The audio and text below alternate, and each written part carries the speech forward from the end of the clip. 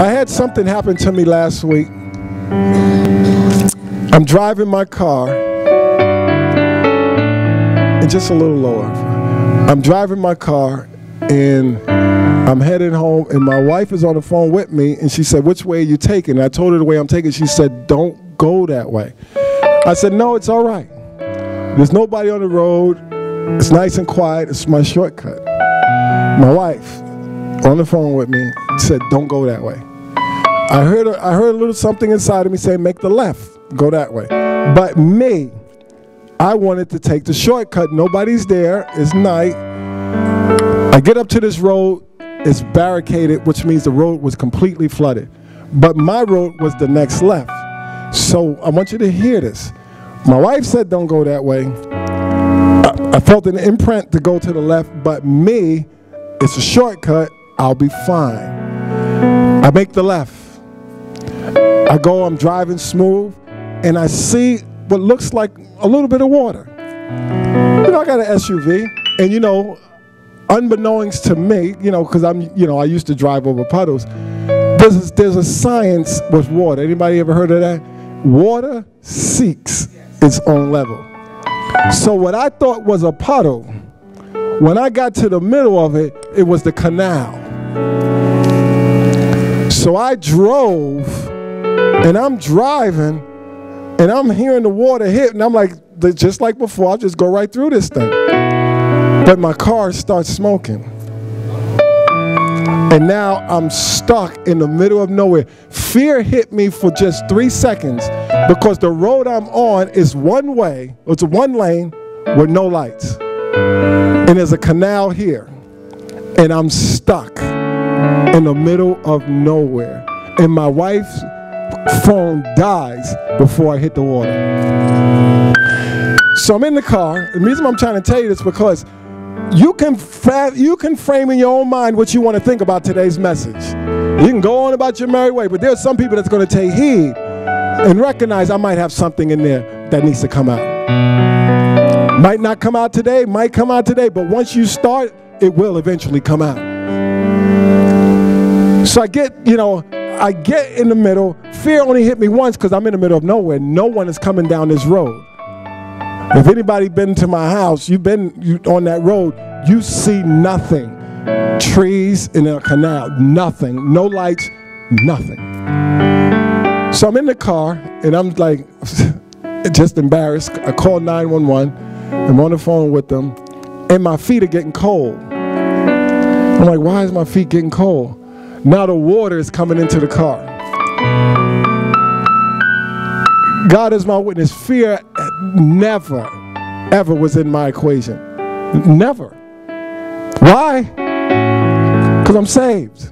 I made a mistake. See, when you're right with God, the blood of Jesus will cleanse you of all unrighteousness. Never, ever attribute a calamity to the devil. You say, I might have made a mistake, but if there's a devil, say, God, just show him to me. I'll deal with him, but I'm not going to give him credit for my misfortune. I made the mistake. So the water's coming in, and God didn't reveal this to me until 2 days later. And, and my wife was telling me, I could have got swept into the canal. Now watch this. Nothing's working. No electricity works when your car is flooded. The windows won't go down. The doors won't unlock. So the water's coming in. I'm on the phone. She said, "Are you okay?" "Yeah, I'm cool." And she said, "Do you see the police officer?" I said, "No." I saw no one. Then finally, someone came, but they were so far because they couldn't get to me. Come on, hear me. I looked to the back. Finally, unfortunately, where I live at, it's all volunteer. So they had to call everybody from their house to go to the fire station, get dressed, get the fire truck in the boat to try to come get me. But I'm calm. Somehow my wife sent an SOS out. Pray for your pastor. So however y'all was praying, it kept me calm. So now I'm sitting in there, more embarrassed than anything, and my car is going off, horn blowing and everything. And the lady said, "What's going on?" I said, I told her, "Tell a police officer I am not doing the lights nor the horn because I don't want him to be alarmed. And then when I talked to the police officer, he said, good, because I would have had to come over there and I didn't know what, he would have to do. This is what God told me. You want to hear this? My car was fighting. You got to hear me. I pray for my car. My car was fighting that water. She was screaming. She was hollering because you couldn't see. You could not see. She kept the lights on.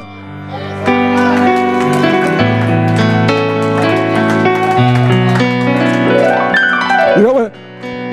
When I think about it, it might seem like a car. I didn't know. God said, when you're in an electrical area, everything dies. That car said, I'm not going to leave you by yourself.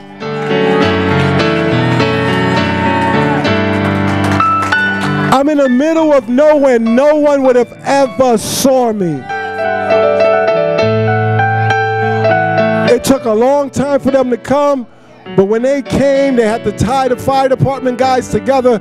They came to my car. God is my witness. As soon as they touched my door, the door opened.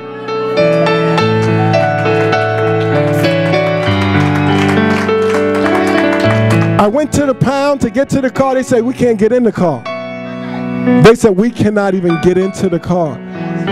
See, because when you have a covenant with God, when you dedicate yourself to God, I dedicated that car to God. And that car fought the water. Water and electricity doesn't mix.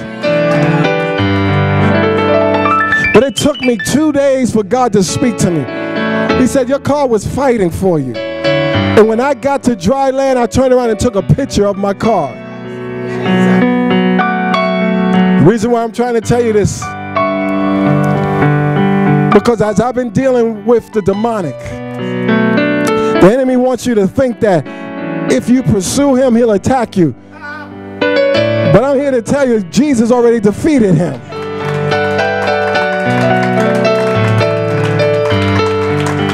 And as true as it was then, it's still true now that no weapon formed against me shall prosper, even if I make the mistake.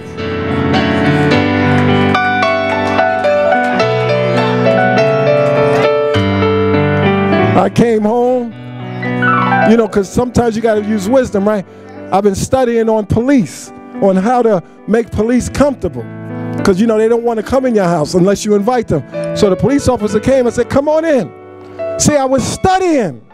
See, I was studying on how to be nice to police. See, many times we don't fill ourselves with proper knowledge. And he was happy to come in the house. So when you and I are dealing with demons, we have to arm ourselves with light. Arm ourselves with proper knowledge.